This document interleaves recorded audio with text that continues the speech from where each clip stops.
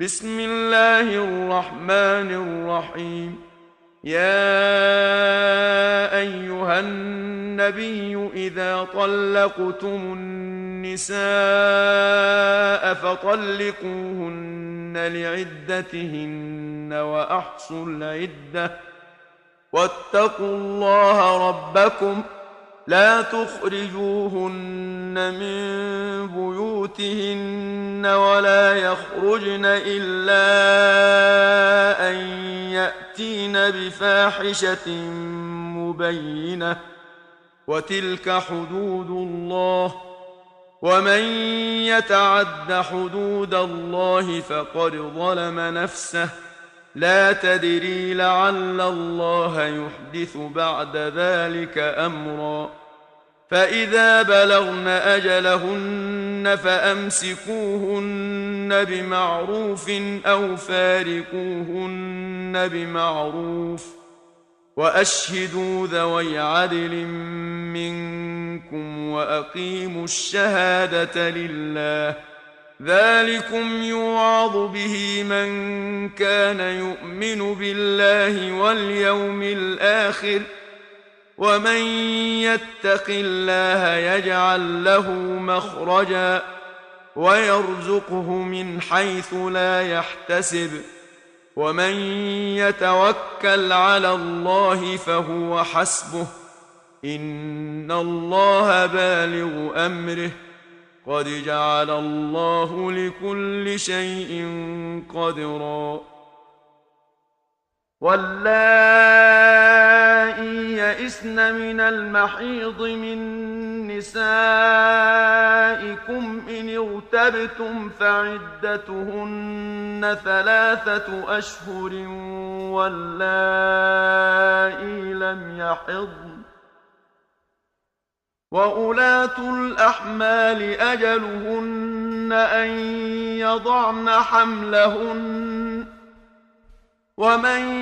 يتق الله يجعل له من أمره يسرا ذلك أمر الله أنزله إليكم ومن يتق الله يكفر عنه سيئاته ويعظم له أجرا. أسكنوهن من حيث سكنتم من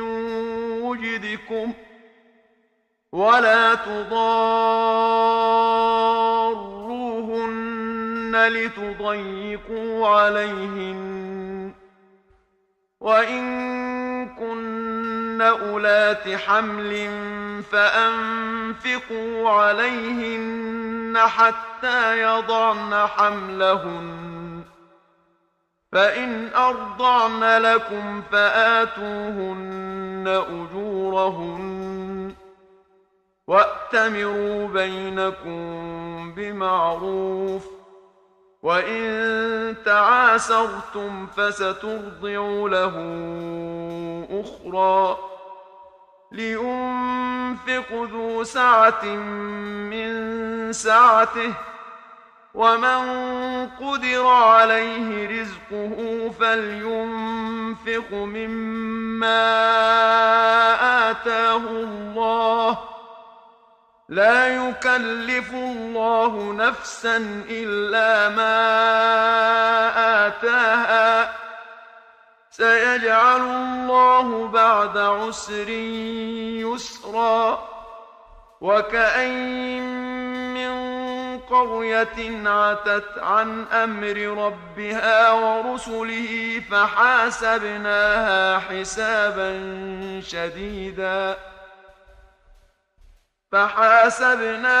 حسابا شديدا وعذبناها عذابا نكرا فذاقت وبال أمرها وكان عاقبة أمرها خسرا. أعد الله لهم عذابا شديدا فاتقوا الله يا أولي الألباب الذين آمنوا قد أنزل الله إليكم ذكرا رسولا يتلو عليكم آيات الله مبينات ليخرج الذين